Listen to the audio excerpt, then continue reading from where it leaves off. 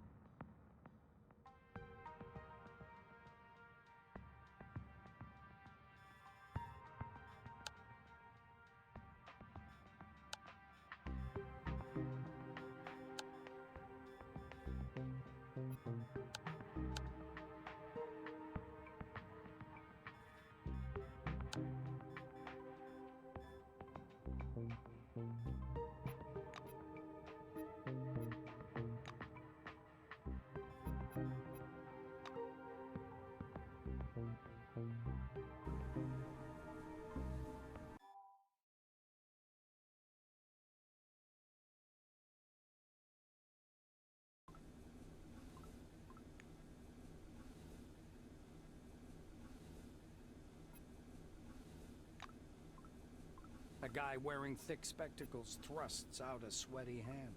Monty James, Silverwing. He glances down at your badge. Ah, it's you. I found your file extremely interesting, and your CV, wonderful. When I had the opportunity to look over the files of my future colleagues, I couldn't resist. I don't want to sound boastful, but silver level clearance has its advantages. Monty winks. Monty makes a ring with his thumb and forefinger. You were number 63,784 on the waiting list, but you were lucky enough to get into the dome after only 16 months. Besides that, zero, nada, absolutely nothing. You're a dark horse for both the Foundation and myself. How exactly did you end up in this wing?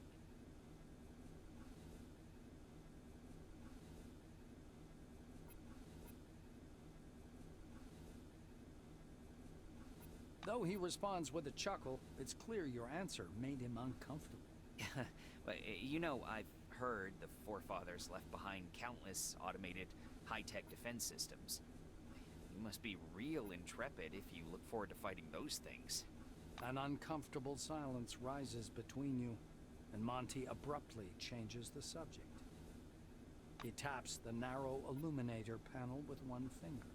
Look, there's a storm rising. The lightning is strange. Green. Should lightning be green? This is my first sandstorm.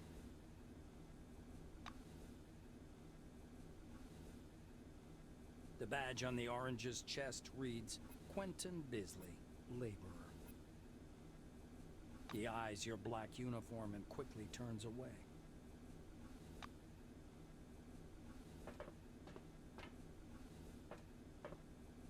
A tall woman is watching an ad playing on the monitor, arms crossed.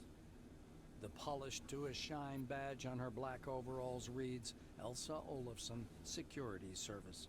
She glances at you and offers her hand in a businesslike manner. Greetings.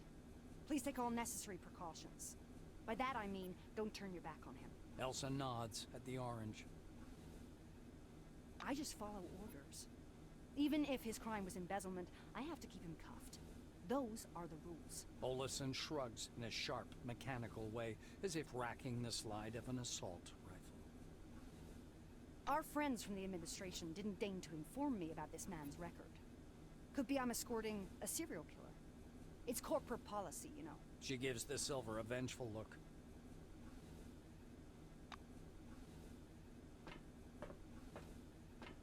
A man with a mustache and a blue jumpsuit is standing at the window, studying the construction site below through the occasional break in the clouds. His badge reads Igor Patan, planner. The blue taps on the glass with one finger and gestures you to come and take a look. Seems like he doesn't speak English. A young, dark-haired woman is staring through the illuminator, her gaze glued to the slowly approaching desert. She's whispering softly. We've crossed the border. No way back now. She turns to you. The shiny badge on her white jumpsuit reads Tomoko Kimura, physiologist. As the woman takes in your black uniform, her smile fades. There are 6 people in this capsule, 2 of them in black jumpsuits. Not a statistically significant sample, but the trend is evident. She says with a squint. Kimura shakes her head disapprovingly and turns back to the illuminator. This place is a scientific treasure trove, and you're treading all over it in your jackboots, blowing up doors that are thousands of years old, acting like you own this world. What devilment.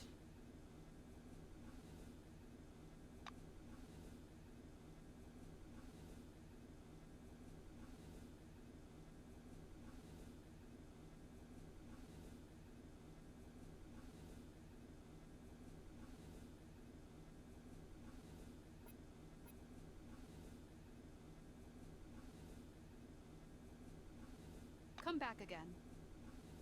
Stopping by the door's porthole, you watch as the ground slowly approaches. It looks brown-black through the tinted glass and smoky blue at the horizon. It almost seems like the clouds are pulling apart there. You peer into the rusty clouds of dust blowing along a dirt road leading south. The southern sector. Every black winger has heard the whispers about Operation Simoon, a major offensive under preparation since the early days of development of the dome. Cronus is recruiting troops capable of capturing the southern territory, an area heavily guarded by the Forefathers' defense systems. Maybe you yourself will end up in one of those troops.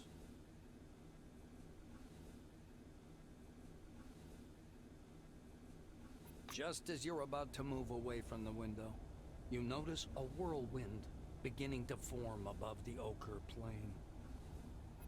The gathering storm drifts unhurriedly above the desert, a crown of green lightning flashing at its core. Clearly no ordinary weather phenomenon. It must be one of those anomalies. You freeze by the window, unable to avert your gaze. The outlines of the landing site, blurred by clouds of dust, appear behind the greenish glass of the porthole. The capsule shudders as the braking devices engage.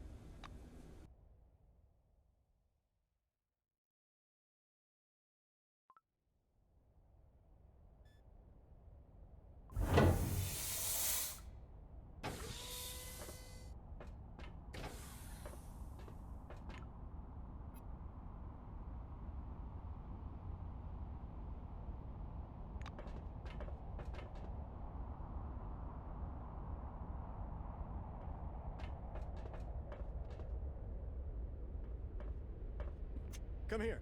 Come on now, or you'll miss everything. A cheerful man in a white lab coat grabs you by the badge, reading Ludovico Nuzzi, scientific analyst, export department, dangles loosely on his clean uniform, which still smells pungently of washing powder. Look over there. He points upward with a sharp, wide gesture and hands you his field binoculars. You raise the binoculars to your eyes. Under fourfold magnification, the whirling cloud above the rust-colored plains looks even stranger. Its core glows with flickering green light and flashes rhythmically, and that rhythm seems to form a Nazi bends close to your ear. Fascinating. Do you want me to bring some filters? If we intercept the red and blue spectrums, we'll see something amazing. It's like a signal, some kind of message.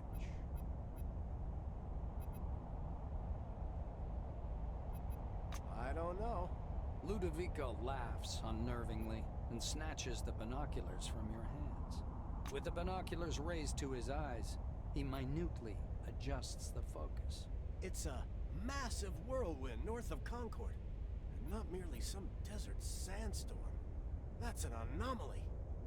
I hope it lasts long enough for me to make a proper observation. Nazi looks from you to the capsule and to the landing terminal entrance. He flings his arms up. Oh, mi scusi. Excuse me, I'm so sorry.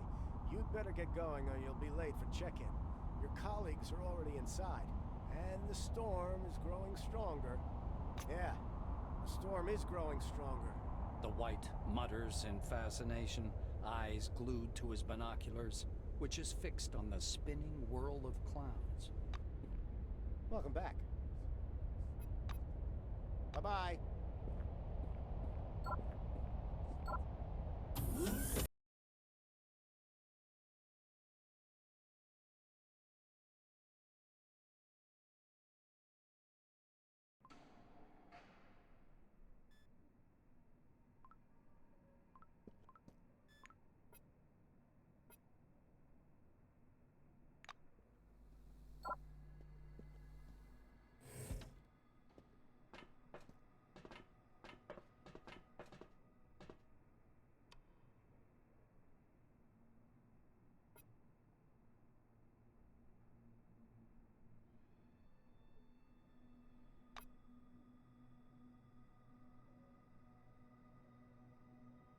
Good day.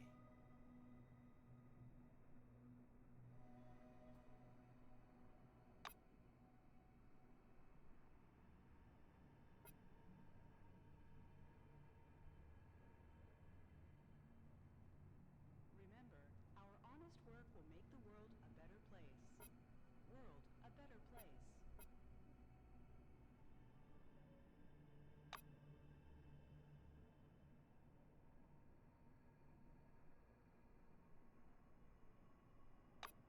It was nice chatting.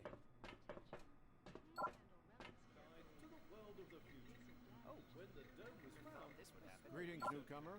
Come over here and register, please. A tall receptionist watches you from behind his desk with a bored, haughty look. The employee glances at you indifferently.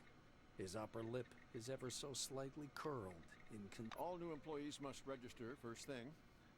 Come up to the desk, please. The nameplate on the desk tells you you're talking with Dean Rayhet, administrator. The administrator slaps himself on the forehead. Ah, I almost forgot the regulation pre-registration greeting. Just a second. Rayhet produces a reel-to-reel tape recorder from beneath the desk, rewinds the tape to the beginning, and presses play. The speakers explode with a harsh, crackling sound, over which the tick-tick of a metronome slowly grows. The administrator clears his throat and continues. By joining our company, you choose the path of science and progress. You are among mankind's best, and we ask that you live up to this. Dean squints down at the monitor. Deserve this title. Do your job honestly. Obey the law. Respect your colleagues and... The music fades, and the administrator finishes his speech. And together we will build the best possible future for all mankind. Dean puts the tape recorder away. Now that we're done with the official greeting, I'll register you and upgrade your Selectron. Okay? Dean's hands hover over the keyboard. He gives you a nod. The administrator squints at the paper in his outstretched hand before setting it next to the keyboard and entering the information into the database. Rayhet scans the computer screen. So your position in the waiting list was 63,784. You've been assigned to Magellan Station. A special bus will bring you there after a series of briefings. Please pass me your Selectron so I can update the firmware. Dean snaps the docking port of your pass to a recess in the casing of his computer. The administrator returns your Selectron. Here you are. You now have first-level clearance. As a Blackwing employee, you get access to the barracks, the armory, surveillance rooms, remand centers, and other specialized facilities. Dean continues. All new employees have a short list of tasks to perform on arrival. Do you want to hear all the details, or just the short version? Rayhet snorts. To make it short, get your uniform from storage, your weapons from the armory, pass the Psi abilities test, and complete your weapons training at the training zone. Then learn how to use the scanner, avoid anomalies, and properly catalog anything you observe. Last, go to the waiting room and wait for the bus to Magellan. Dean sits back in his armchair. That's it. I hope there aren't any questions. Rayhet claps his hands in satisfaction. Great. He reaches for the tape recorder, but thinks better of it. Protocol calls for a little welcoming preamble, but dash it all, that's nonsense. Welcome to Concord Station. As he's about to turn away, Dean suddenly remembers something. Oh yes, I sent your mail to your Kairos. Check your new messages. Well, that's all, I think.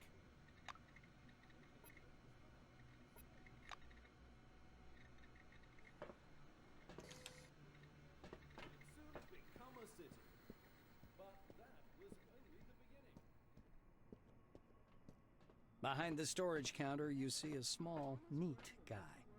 His gingery hair shines with something like brilliantine. His badge says, Sidney Maynard, storekeeper. The silver perks up at your approach. A thick logbook appears at once from under the counter. Sidney puts on thick glasses that seem to age him 5 decades in an instant and studies the lined pages. The silver finally stops and pins down a particular page with his finger. This is your first uniform requisition, right? You can also purchase any equipment you need for the desert directly from me. Maynard adjusts his glasses in a businesslike manner. And before I give you the uniform, please listen to these short instructions. The silver disappears into the back for a while and returns with a small package. Unfolding the package, Maynard shows you a brand spanking new uniform.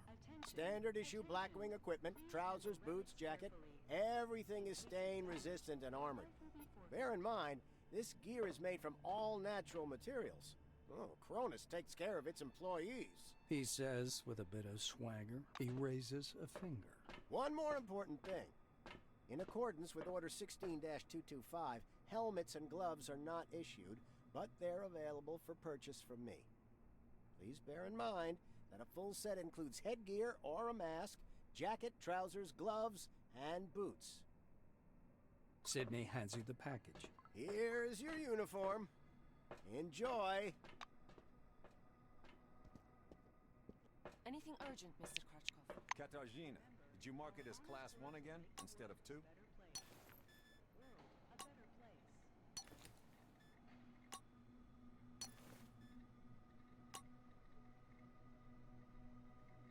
Attention, attention. Please handle relics carefully. In case of damage, your life will be forfeit. Look, here's the scanner data. It says the relic is a scientific device. Wait, but it's still Class 1. I'm not going to violate protocol. Katarzyna might be. You may violate protocol as long as it benefits the company. Take your lead from your colleagues. Correct your report if you have to, and don't act so innocent. I'll complain to the Silvers about that idiot. They'll take the appropriate measures. I hate those oranges. What the hell do they break locks for? I'll complain to the Silvers about that idiot. They'll take the appropriate... The smell of good tobacco wafts off this tall, portly woman from a meter away. A black lacquered pipe, an open logbook full of signatures, and a metal flip calendar sit on the counter in front of her. A small nameplate reads, Margarita Tkachenko. The woman fixes her coppery hair with one hand and casually lights her pipe. To what do I owe the pleasure? Her voice is deep. Margarita thumbs back a couple of pages in her logbook. I see. This was your first receipt. She glances at her Kairos, looks at you, snorts, and retreats to the shelves. The Black returns a couple of minutes later with a big baton. Here you go. This thing's indispensable in close combat. She swipes the baton through the air, then rolls it between her hands with clear satisfaction. Like it? Enjoy. Margarita lets out a big puff of smoke and shakes her head. Shift it to the side, silly Billy, or you'll trip over it. The armorer shrugs, puffing indifferently on her pipe. It's the least I could do. We have a requisition list from the Silvers. For free, you receive only rubbish. If you want the real deal, check out the weaponry shop. Or me. Margarita points at the baton in your hands. As you can see, it requires no ammo. That's a plus. There's so much bureaucracy around here, it's easier to find or barter for ammo, or even craft it on your own. Leaning over the counter, the Black points somewhere off to one side. Now it's time for your training. Fatherby is already waiting for you by the big gate. He's a bit dotty, but a good man nonetheless. But before the training zone, go see that wizard guy with his toothpicks. Be careful around him, though. Don't let him pitch you a line. Psychic my ass. She winces in disgust.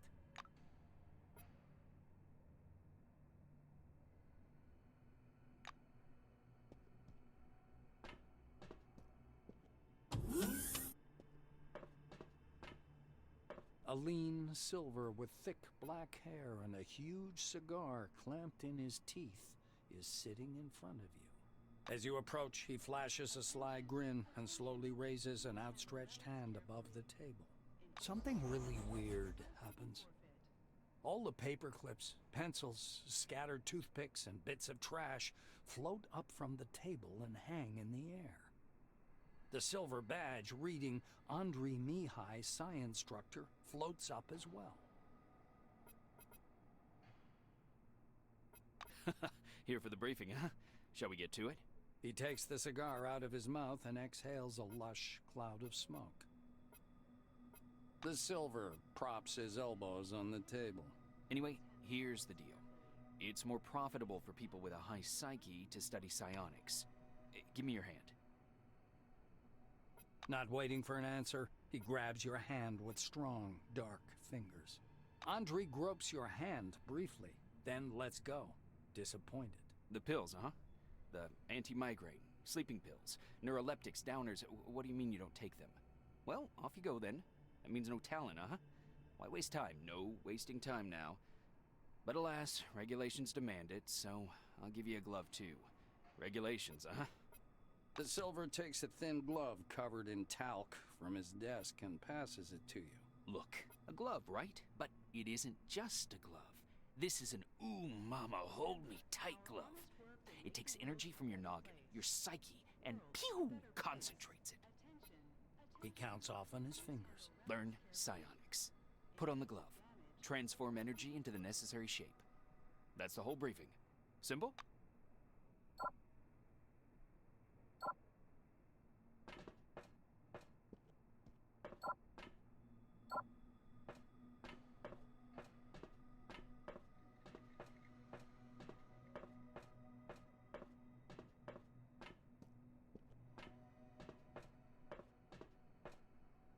Mihai smiles. It doesn't take the psychic long to think of something. A small 2-com bond coin jumps up from the table and an invisible force folds it in half. The ruined coin drops into a glass already almost full of coins in the same state.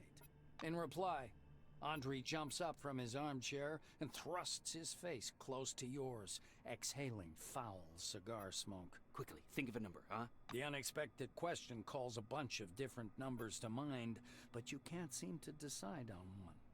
The Silver looks into your eyes. 3, 14, 13, 76. He easily names every number you've got in mind. The Silver takes a pull at his cigar and releases a self-important puff of smoke. Psionics. It's a gift for all of us.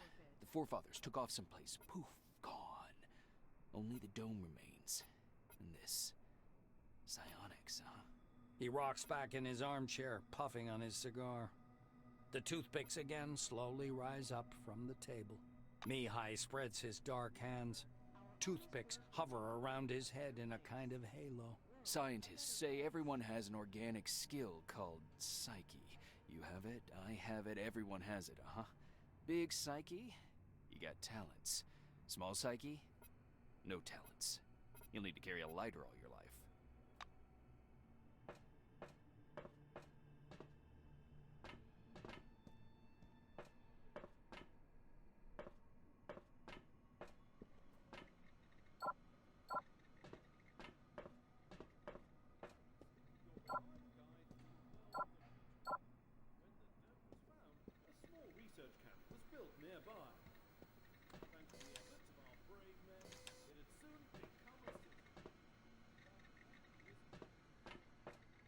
Oh, never thought this would happen.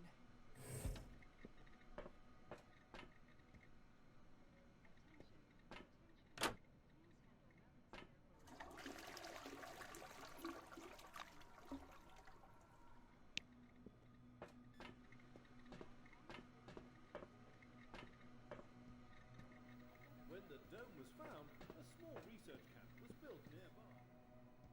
I'm all ears.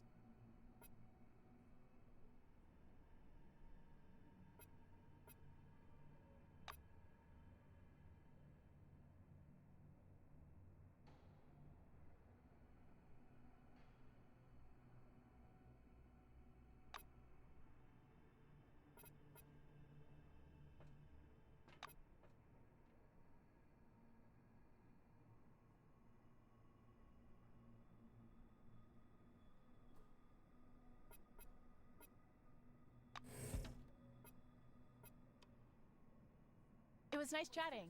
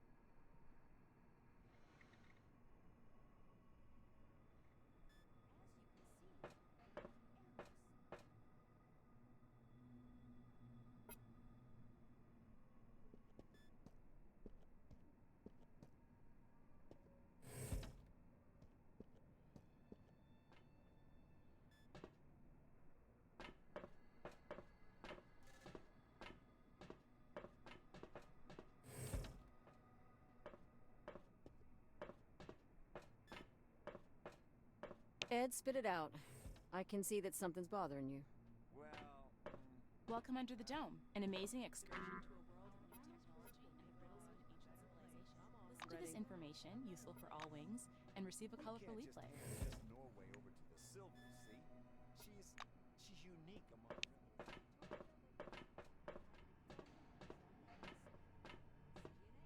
Howdy.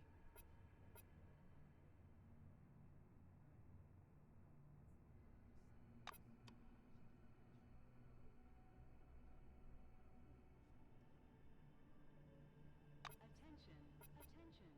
Please handle relics carefully. In case of damage, your life will be forfeit.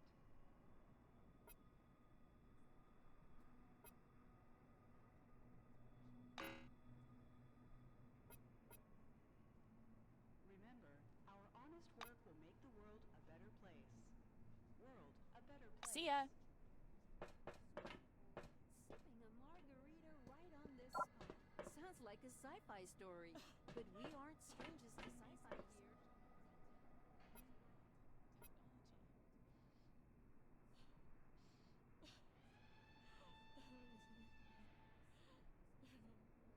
Howdy.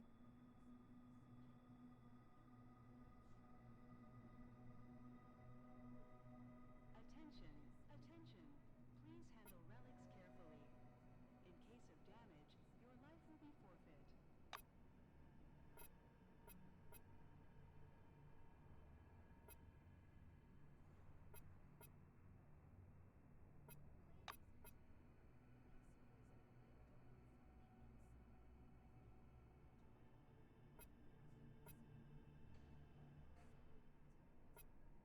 Bye-bye. The sun reflects blindingly from the sod, and the air is as dry as a nun's gusset. What an inhospitable wilderness, you'd say. And A middle-aged black is sitting behind the counter with his hands in his lap. The buttons and zippers on his uniform are polished to a shine, and even his badge, Winston Botherby, instructor, has been buffed so much it hurts to look at it. Botherby frowns as you approach. Your first act is being late for the briefing. You going to be late for your funeral as well? The black looks you over. Yes, I see the weapon received check mark. Looks like you are fully prepared to disappoint me. You are prepared, right, employee? Winston frowns. Stop displaying moral impairment, employee. You'd better prove your defensive skills now. Botherby leans over the counter and directs you to the doors. Behind this door is a combat simulation computer. Launch it and begin your course. He raises his index finger. The conditions in the training zone closely simulate those one would experience in the field. Your goal is to avoid getting lost and dying of dehydration. And try to aim the barrel away from yourself when shooting. Pulling a notepad from his pocket, the instructor jots down your name. Your goal is to hit 3 targets. I'm going to monitor you and advise as necessary. And try not to burst into tears. That's all. Go ahead. according to them,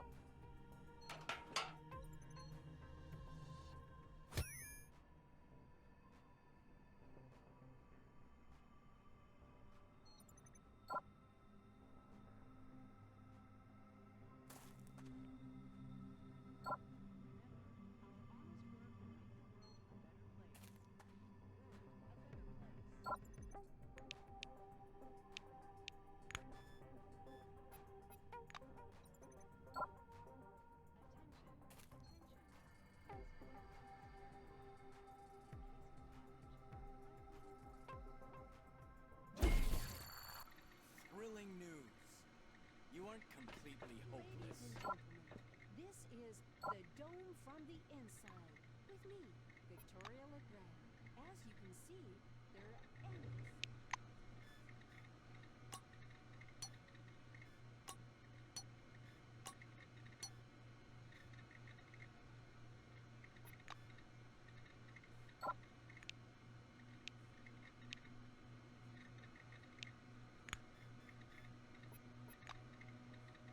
Well?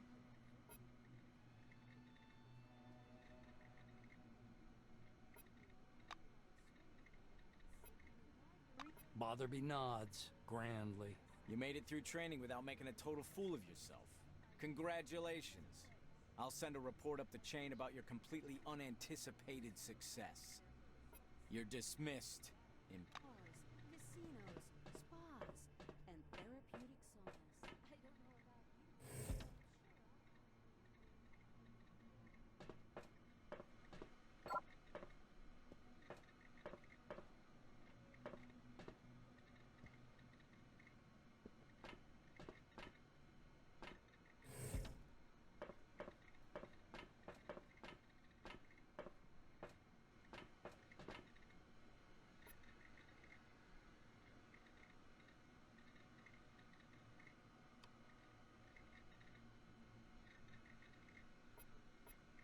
What? Again? Attention, attention. Please handle relics How can I help? in case of damage. Your life will be forfeit.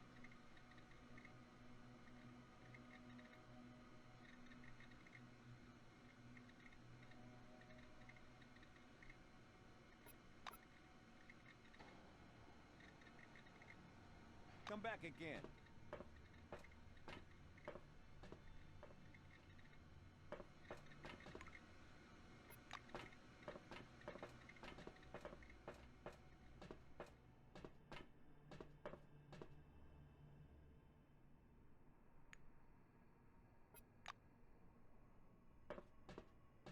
Hey, you're at it again, asshole. Okay, you got me.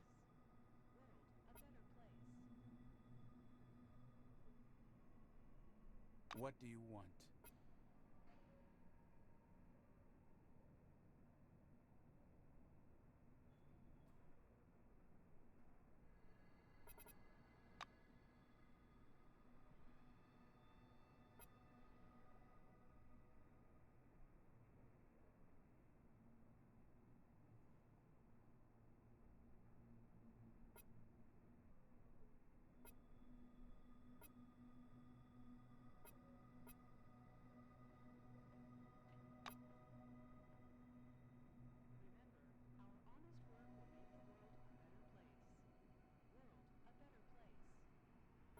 Bye-bye.